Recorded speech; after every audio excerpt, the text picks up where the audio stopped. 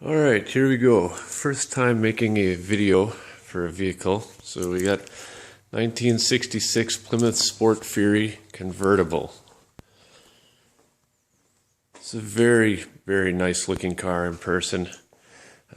We went through the motor, set the lash on the valves, pulled it out, cleaned it up, painted it, changed all of the gaskets so there's no leaks. You get in, you pump it a couple of times, you hit the key, the thing's running. It runs very nice.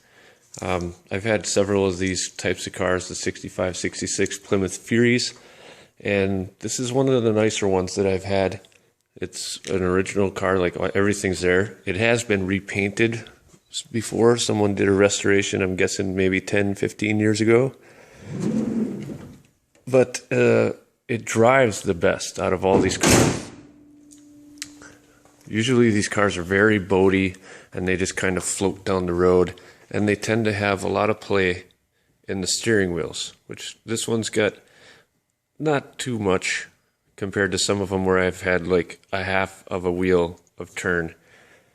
This one actually drives very tight down the road, smooth, doesn't sway a lot around corners or anything like that. It's a nice driving car. I always like those little lights that they have on the center console. It's pretty cool. Doors shut nice. Hit the key. Give her a pump.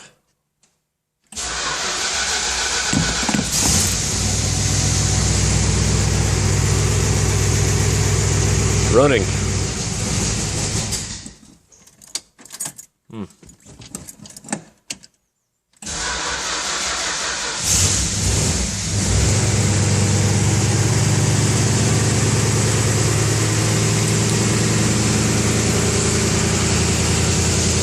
That battery might be a bit fussy.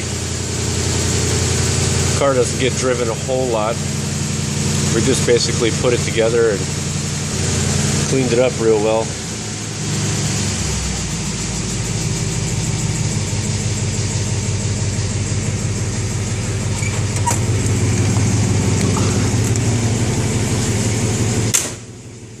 Let her warm up for a little bit.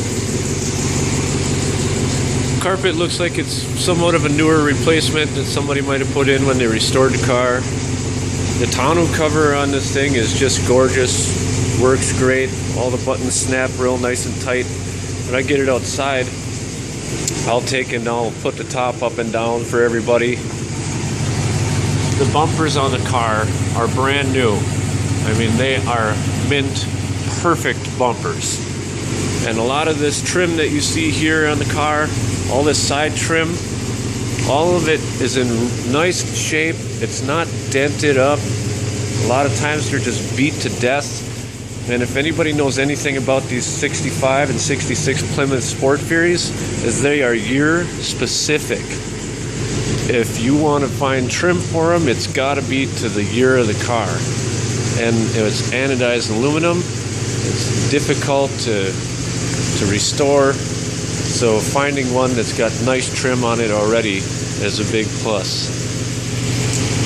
The negatives of the car is that if you can see on these fenders here, they're all bubbling.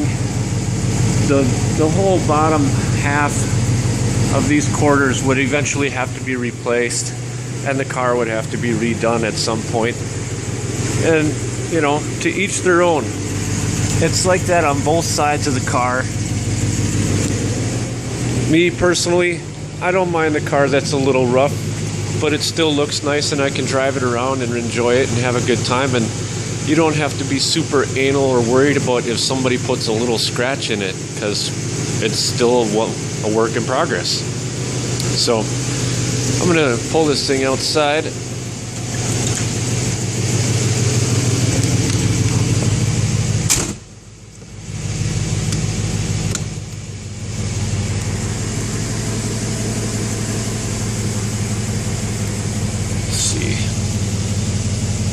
Got this right.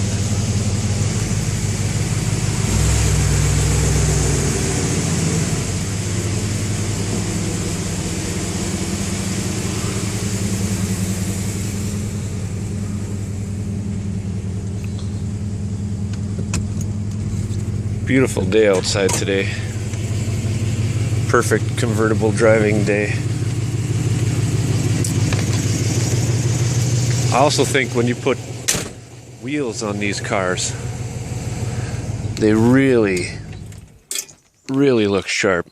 We have a 65 hardtop that I got some slots on it. It's flake roof, kind of a mild 60s look. And I think when you put wheels on these cars, it just completely changes the attitude. Some people like the skirts.